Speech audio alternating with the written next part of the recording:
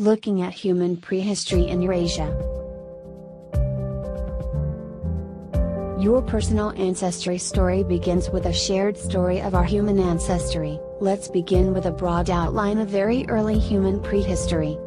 Between 5 and 8 millions of years ago, our earliest hominin ancestor originated from an ape-like population that inhabited Africa.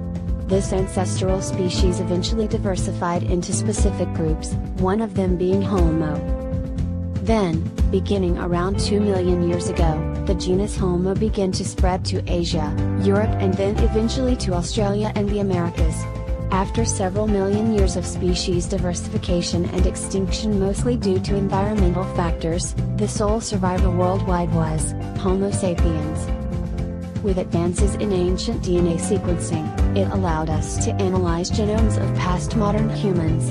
These ancient genomes reveal unprecedented perceptions into human prehistory that we can obtain by examining present-day populations. Firstly, let's look at some important terms. Ka means kiloannum before present. An example is 20K or means 200,000 years ago. Basal Eurasian is a kind of ancestry from an unknown population that no longer exists in pure form. Now, with a more precise outlook, we will examine a specific region, being Eurasia, as well as look at the relationship between archaic and modern humans.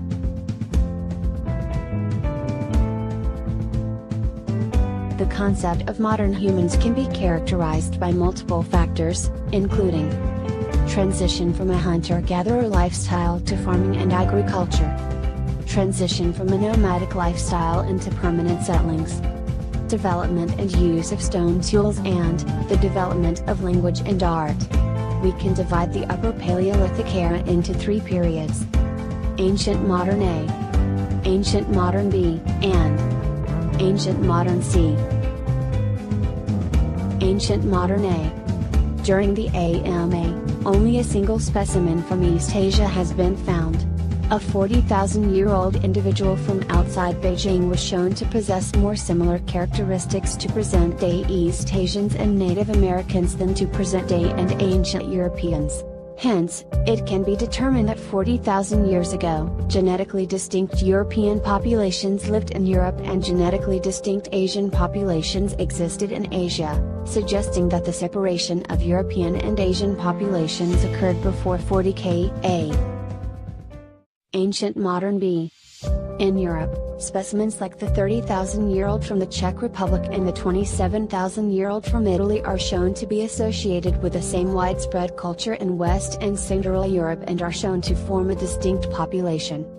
However, a 35,000-year-old specimen from Belgium corresponds to a completely different culture that dates to 43 Ka. Thus, at least 2 distinct populations persisted during the AMB.